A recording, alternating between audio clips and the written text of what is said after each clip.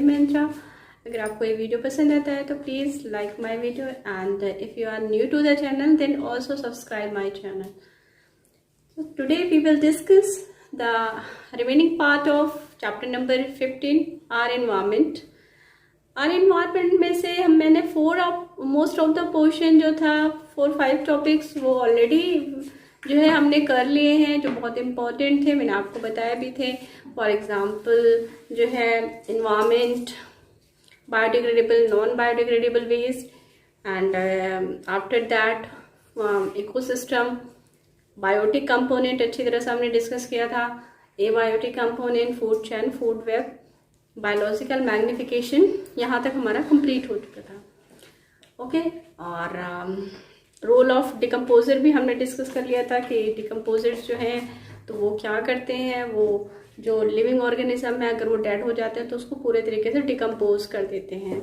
और सोचो अगर जो ये डिकम्पोजर है वो हमारे इन्वायरमेंट में प्रेजेंट ना हो, so what will be happen, तो क्या हो जाएगा, the earth will be a heap of, आपका जो भी है डेड बॉडीज हैं ये सारे, इनका ना एक हीप बन के रह जाएगा। क्यों? उनको डिकम्पोज करने वाला कोई नहीं होगा।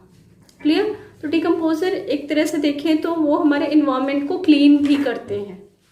क्लियर? ओके, सो नाउ जो हमारा लास्ट टॉपिक बचता है वो टॉपिक क्या है कि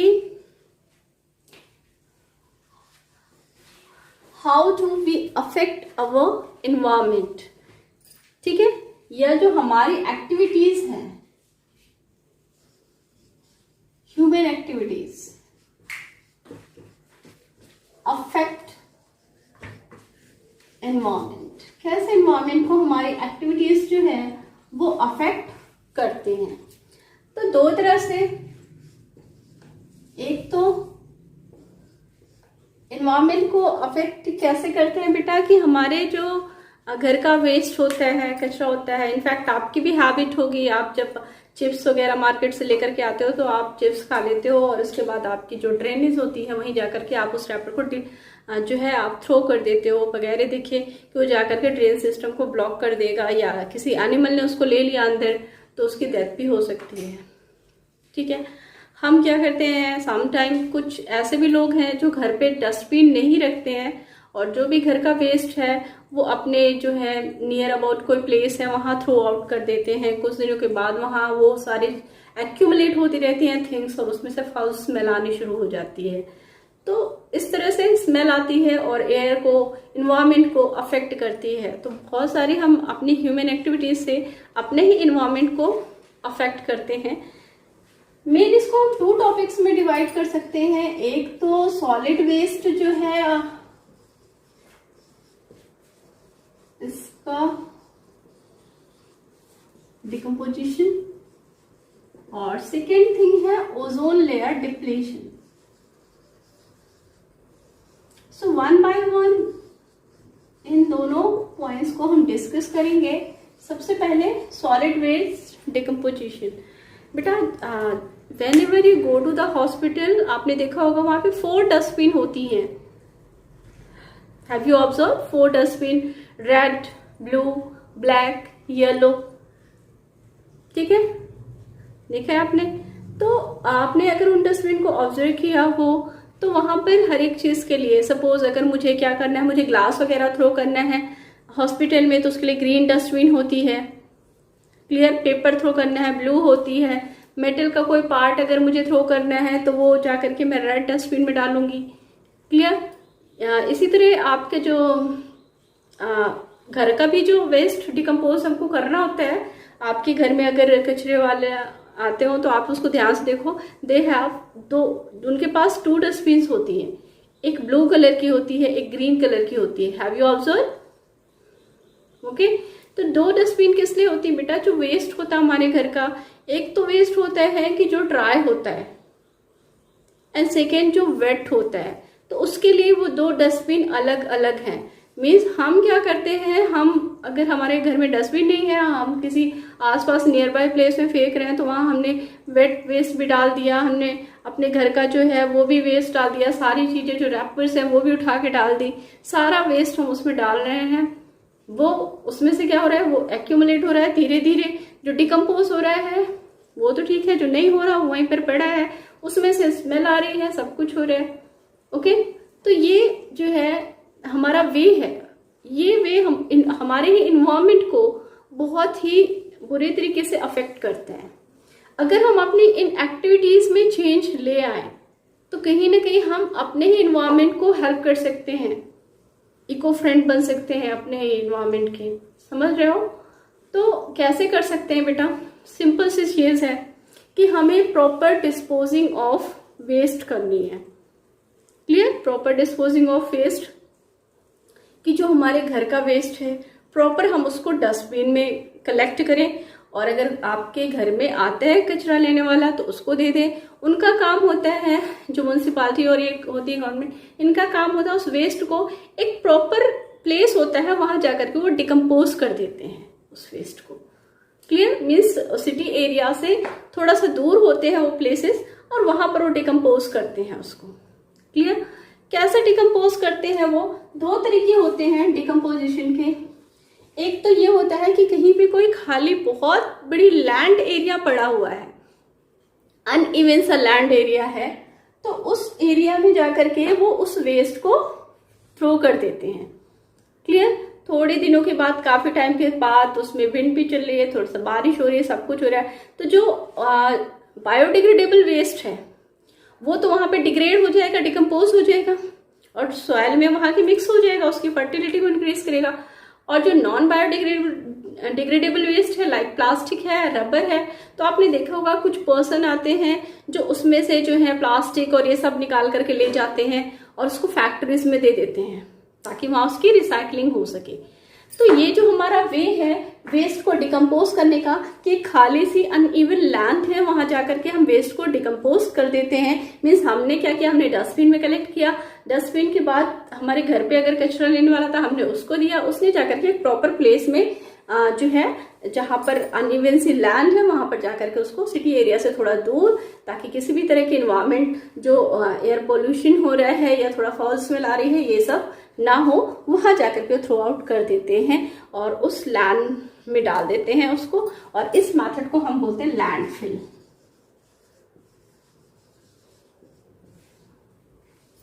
ओके, और क्या वे आउट है?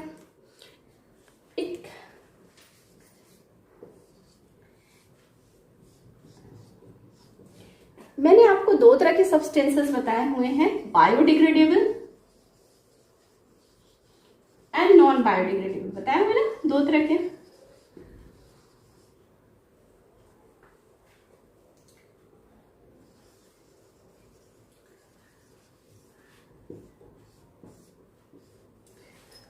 तो हम क्या कर सकते हैं, नॉन बायोडिग्रेडेबल लाइक प्लास्टिक है, रबर है, तो इनको हम भेज सकते हैं कहां पर? इंडस्ट्री में। ठीक है, जहां पर इसकी रिसाइकलिंग होगी। रिसाइकलिंग का मतलब समझते हो, सपोज आपकी प्लास्टिक है, प्लास्टिक की बोतल आपकी खराब हो गई और आपने इसको क्या बोलते हैं दे दिया, तो वो ले जाकर के इंडस्ट्री में दे देते हैं और वहां जाकर के उसको मोल्ड करके, उस प्लास्टिक को मोल्ड करके डिफरेंट शेप में वापस उसको मेल्ट करके डिफरेंट शेप में उसको वापस मोल्ड कर देते हैं। तो हो सकता है आप ही की बोतल आपके घर में टिफिन बन के आ जाए। इसीलिए बोलते हैं ना कि लेस यूज, रिड्यूस प्लास्टिक, कम से कम उसका आपने यूज करना है प्लास्टिक का। ओके, क्योंकि ये डिकम्पोज नहीं होती है। सेकेंड थिंग है जो बायोडिग्रेडेबल वेस्ट है। तो बायोडिग्रेडेबल वेस्ट के लिए मैंने आपको कल भी बताया था कि गांव में भी होता है और कई जगह सिटी एरियाज में भी लोग करते हैं। वो एक प्रॉपर एक बॉडी लेते हैं, ठीक है, एक जैसे गांव में तो खाली पिट्स वो डिग कर देते हैं और वहां पर जो भी डिग्रेडेबल वेस्ट है, डिग्रेडेबल वेस्ट क्या है, जैसे वेजिटेबल पील वगैरह है, घर का डोमेस्टिक वेस्ट है, पेपर भी आपका डिग्रेड हो जाता है, प्लस जो फ्रूट्स कुछ भी है तो वो सारा उसमें डाल देते हैं। ओके, काऊ डंग है वो भी डाल दिया और उसमें कुछ वार्म्स छोड़ देते हैं। फिर क्या होता है, आफ्टर सम डेज वो किस में कन्वर्ट हो जाता है, it will converted into manure and used, कहाँ से, use by the soil, soil के द्वारा यूज कर लिया जाता है, वहां पर हम डाल देते हैं and it will increase the fertility of soil. तो ये आपका वेस्ट को मैनेज करने के मेथड हो गए। एक तो ये है लैंडफिल, ओके। सेकेंड ये मेथड है कि आप बायोडिग्रेडेबल वेस्ट की मैन्योर बना सकते हैं, नॉन बायोडिग्रेडेबल रिसाइकलिंग के लिए आप सेंड कर सकते हैं। आजकल एक और मेथड भी यूज होता है बहुत ज्यादा, आपने उसका नाम भी सुना होगा, इंसिनरेशन। और ये आपने वहां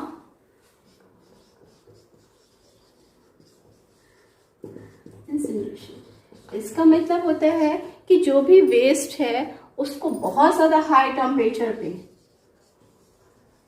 मीन्स अप्रोक्सीमेट 100 डिग्री सेल्सियस, बहुत ज़्यादा हाई टेम्परेचर होता है, उस टेम्परेचर पे उसको बर्न करते हैं। ये वर्ड आपने सुना होगा डेड बॉडीज को जब हम डिकम्पोज करते हैं। इंसिनरेशन एक मशीन होती है जिसके अंदर का टेम्परेचर, एक चैम्बर का टेम्परेचर कितना होता है, 1000 डिग्री सेल्सियस के अकॉर्डिंग के अराउंड उसका टेम्परेचर होता है। फिर वहाँ पर डेड बॉडीज छोड़ दी जाती हैं। क्यों? क्योंकि बेटा जब डेड बॉडीज को बर्न किया जाता है तो उसमें से बहुत सारी हार्मफुल गैसेस निकलती जो एयर पोल्यूशन क्रिएट करती हैं। तो यहाँ पर इसमें क्या होता है कि डेड बॉडीज को सपोज उसके अंदर चैम्बर में डाला गया, उसका टेम्परेचर बहुत ज़्यादा हाई टेम्परेचर होता है, उसमें वो बर्न होने के बाद ऐश बनती है और वो ऐश जो है वो दे दी जाती है जो भी उनके फैमिली मेम्बर्स होते हैं, ये लैंड में फिल कर दी जाती है। क्यों? लैंड को इवन करने के लिए। अभी जैसे आपको मैंने लैंडफिल बताया था ना, तो वहां पर अगर मैं सीधे जा करके अलग अलग मैं वेस्ट डालती जाऊंगी तो एक टाइम आएगा वहां पर भी एक हीप बन जाएगा वेस्ट का। आपने देखा ही होगा दिल्ली के पास कितना बड़ा जो है वो कचरे का हीप है, देखा है ना आपने। तो अगर ये मेथड जो है वो ज्यादा सही है। क्यों? क्योंकि जो ऐश बनने वाली है वो कम बनने वाली है ना वेस्ट की, तो उसको जाकर के लैंड में फिल कर देंगे। तो ये मेथड भी बहुत अच्छा मेथड है डिकम्पोजिशन का। अच्छा, अब आपको मैंने बताया था मैन्योर बना लेते हैं। मैन्योर के साथ साथ एक और चीज है बायोगैस, वहां पर भी हम यूज कर सकते हैं। बायोगैस प्लांट भी विलेज एरिया में भी होता है, सिटी एरियाज में भी होता है। उसमें क्या होता है कि यहाँ से जो है वेस्ट डाला जाता है और यहाँ पर होता है डाइजेस्टर, ठीक है, ओके। यहाँ पर होता है डाइजेस्टर। तो यहाँ पर जो वेस्ट आता है यहाँ पर किसी भी तरह की एयर नहीं एंटर करने देते, मीन्स ऑक्सीजन की एब्सेंस होती है। और यहाँ पर इसका होता है एनएरोबिक जो है डाइजेशन होता है। यहाँ पर बहुत सारे एनएरोबिक बैक्टीरियाज होते हैं। एनएरोबिक क्या है? वो बैक्टीरियाज जो बगैर ऑक्सीजन के डिकम्पोजिशन करते हैं, ओके। तो होगा यहाँ पे, इसके बाद इसमें से गैस बनेगी लाइक मीथेन वगैरह जिसको हम बायोगैस बोलते हैं, और ये गैस आपकी फ्यूल की तरह यूज की जाती है। और बाकी जो डाइजेस्ट नहीं हुआ है, जो बचा हुआ है रेस्ट ऑफ द पोर्शन, वो एज अ मैन्योर सॉइल के लिए यूज कर लिया जाता है। तो आई थिंक डायरेक्ट मैन्योर बनाने से ये मेथड ज्यादा यूजफुल है, बायोगैस प्लांट। क्लियर? तो ये कुछ मेथड थे वेस्ट को डिकम्पोज करने के। बाकी हम तो ये सब घर पे तो कर नहीं सकते, हम कैसे हेल्प कर सकते हैं अपने इन्वायरमेंट की? तो हम इन्वायरमेंट की हेल्प कर सकते हैं कि अगर हम प्रॉपर वेस्ट को डिकम्पोज करें, हमारे पास डस्टबिन हो, एक ऐसी डस्टबिन हो जिसमें हम वेट डिस्पोजल रखें, जो भी आपका वेस्ट है वो हम उसमें रखें, और एक में ड्राई, ओके। और अगर आपके घर के पास आता है कोई वेस्ट को कलेक्ट करने तो आपने उसको प्रॉपर दे देना है। कभी भी आप कोई भी जो वेस्ट है उसमें आपने थ्रो नहीं करना है, जो आपके ड्रेनेज सिस्टम है उसमें भी थ्रो नहीं करना है, डायरेक्ट आप वेस्ट जो डस्टबिन है उसके थ्रू प्रॉपर प्लेस में इसको वेस्ट करा दो। तो ये हो गया सॉलिड वेस्ट फर्स्ट वाला, कि क्या प्रॉब्लम क्रिएट होती है अगर आप वेस्ट को डिकम्पोज नहीं करते हो प्रॉपर, ओके। सेकेंड थिंग क्या है कि अगर प्रॉपर आप करना चाहो तो क्या क्या वे आउट है इसके। दोनों तरीके से आपको समझ में आ गया, क्लियर? मतलब कि अगर कोई क्वेश्चन आता है कि how can you become eco friendly, तो आप कैसे बता सकते हो? आप बता सकते हो फर्स्ट प्रॉपर वेस्ट मैनेजमेंट, हम प्रॉपर प्लेस पर वेस्ट को डिकम्पोज करें। Second, if you use paper bag या cloth bag instead of plastic, plastic का कम से कम यूज करें, क्लियर?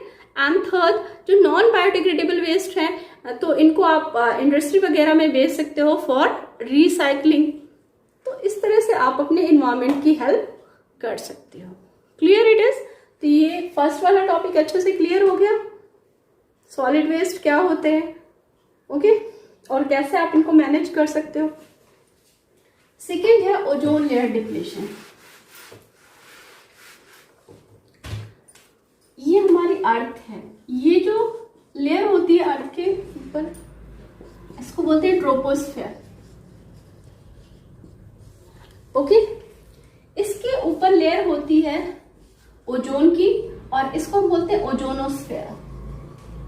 ये है आपकी ओजोन लेयर, और ओजोन लेयर के ऊपर होता है स्ट्रेटोस्फेयर।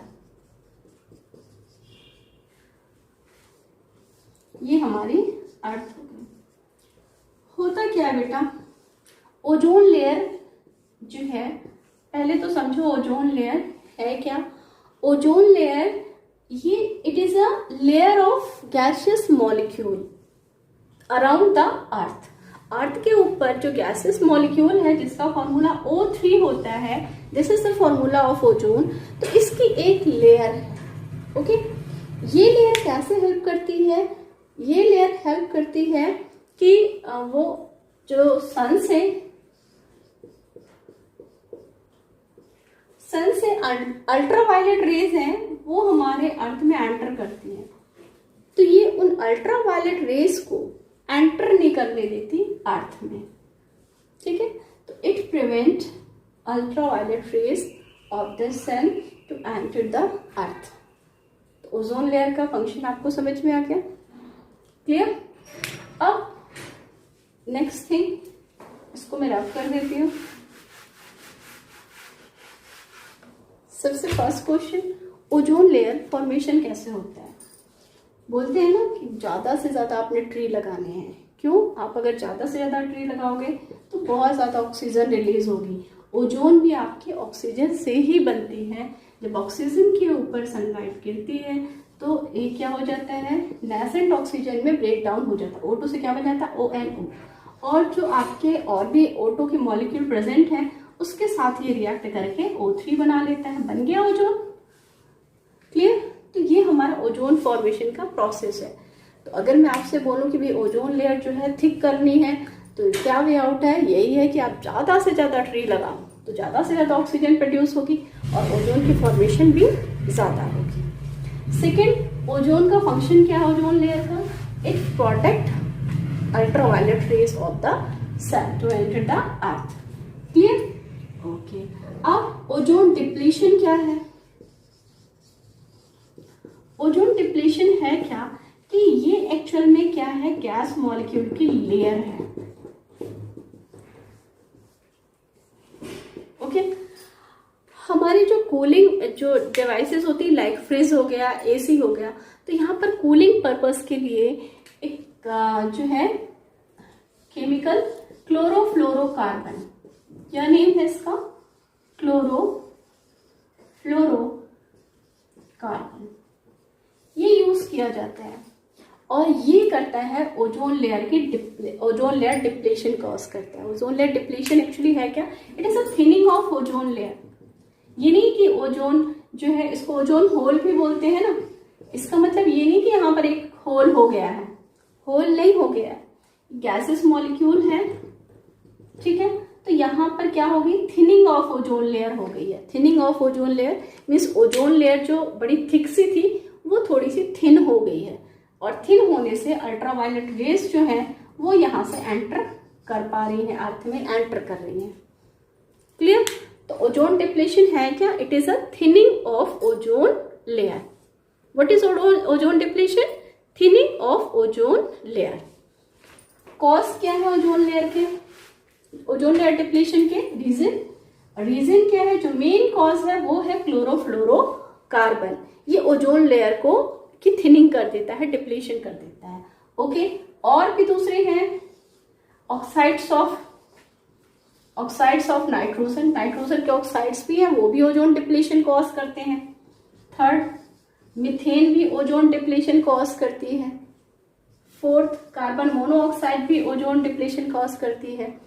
और ये सब निकलते हमारे व्हीकल से, नाइट्रोजन के ऑक्साइड्स, मीथेन है, कार्बन मोनोऑक्साइड, तो ये सब जो है व्हीकल्स ज़्यादा यूज़ करने से ये निकलते हैं गैसेस और ओजोन डिप्लेशन को कॉज करते हैं। तो ओजोन डिप्लेशन क्या है समझ में आ गया, उसका रीज़न क्या है क्लियर हो गया, ओजोन लेयर कैसे फॉर्म होती है क्लियर इट इज। अब आते हैं इसके इफेक्ट्स।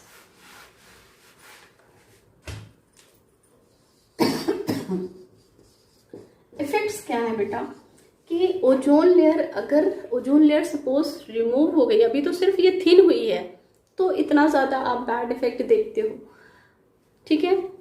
अगर ओजोन लेयर वाकई में बहुत ज़्यादा थिन हो गई तो देखो ओजोन लेयर के क्या कॉज होते हैं, क्या इसके इफेक्ट पड़ते हैं, सॉरी कॉज तो हो गए, क्या इसके इफेक्ट्स पड़ते हैं। फर्स्ट है skin cancer. Skin cancer means अगर अल्ट्रावायलेट रेज सीधे हमारे स्किन पे पड़ेंगी, हमारे ऊपर गिरेंगी तो हमें होगा स्किन कैंसर, क्लियर। और skin cancer very dangerous disease, I think India में तो इसका प्रॉपर इलाज भी नहीं है, ट्रीटमेंट भी नहीं है, बहुत ही डेंजरस है और ये कॉज होती है ओजोन लेयर डिप्लीशन की वजह से। Second thing cataract means eyes की डिजीज, या लिख लो इरिटेशन इन आइज।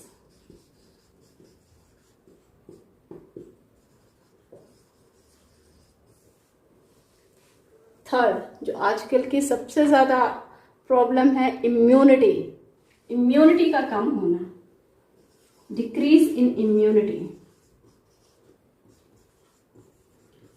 तो ओजोन लेयर डिप्लेशन से क्या क्या आपके इफेक्ट पड़ते हैं, स्किन कैंसर होता है, इरिटेशन इन आइज होता है और डिक्रीज इन इम्यूनिटी होता है। ओके, अब हम इसको कैसे रोक सकते हैं ओजोन लेयर डिप्लेशन को, तो प्रॉपर मैंने आपको बताया हुआ है कि इसके जो रीजन है वो क्या है, क्लोरोफ्लोरोकार्बन वगैरह जो ये यूज होते हैं तो इनके यूज को डिक्रीज कर दे, रिड्यूस कर दे, कम से कम इनका यूज करें या प्रॉपर बैन कर दें ताकि ओजोन लेयर डिप्लेशन ना हो। सेकेंड थिंग मैंने आपको बताया ज्यादा से ज्यादा आप अगर फॉरेस्टेशन करते हो, ट्रीज लगाते हो तो भी ओजोन डिप्लेशन कम होता है।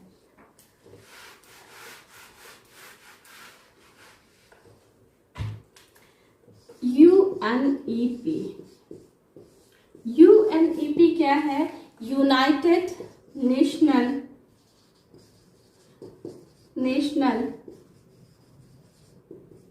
Environmental programme. ये एक ऑर्गेनाइजेशन है और इस ऑर्गेनाइजेशन में बहुत सारे कंट्रीज हैं वो इन्वॉल्व हैं, बहुत सारे कंट्रीज हैं। तो इन्होंने 1987 में डिसाइड किया हुआ था कि अब हमें क्या करना है, क्लोरोफ्लोरोकार्बन के यूज को कम करना है, रिड्यूस करना है इसका यूज ताकि ओजोन डिप्लेशन ना हो। ओके, तो ये था आपका चैप्टर, थोड़ा सा बाकी सब तो मैंने आपको क्लियर कर दिया। मोस्टली देखो इसमें से क्वेश्चन क्या आते हैं कि आप सम टाइम क्वेश्चन पूछ लेते हैं कि पहले क्या यूज होते थे, कुल्हड़। कुल्हड़ आपको पता है, मिट्टी के कुल्हड़ टी के लिए, जैसे रेलवे वगैरह में आप जाते हो तो वहां पर पहले जैसे आज प्लास्टिक के कप मिलते हैं ना, तो वहां पर पहले कुल्हड़ मिलते थे, तो पहले कुल्हड़ यूज होते थे मिट्टी के। फिर उसके बाद क्या यूज किया गया, उसके बाद यूज किया गया प्लास्टिक के कप जो ट्रांसपेरेंट से होते थे, और अब क्या यूज किया जाता है, पेपर कप। तो रीजन पूछते हैं कि ऐसा चेंज क्यों किया गया। देखो सबसे बेस्ट कुल्हड़ था, लेकिन वो किससे बन रहा था, सॉइल से, और वो भी किस सॉइल से बनता था पता था, टॉप मोस्ट सॉइल से। तो अगर सॉइल, टॉप मोस्ट सॉइल को हम ले लें और उससे हम कुल्हड़ बना लें तो बेटा वहां पर फर्टिलिटी ऑफ सॉइल खत्म हो जाती है और वो लैंड एरिया बेकार हो जाता है, क्लियर। इसलिए कुल्हड़ को यूज करना बंद किया गया। प्लास्टिक को इसलिए यूज करना बंद किया गया, मैंने आपको बताया, because it is non biodegradable. क्या करते हैं लोग, अगर आप प्रॉपर उसको डिकम्पोज, प्रॉपर उसको क्या करते हो, अगर आपने चाय पिया और उसको फेंक दिया ऐसे ही, तो वहाँ के जो पीपल हैं उसको वापस ले लेते हैं, वॉश करके वापस उसमें यूज करना उसको शुरू कर देते हैं, और ये उतना जो हाइजीनिक भी नहीं है, हेल्दी भी नहीं है। तो इस वजह से, क्योंकि ये डिकम्पोज नहीं होता प्रॉपरली, पेपर कप यूज करना स्टार्ट किया गया है।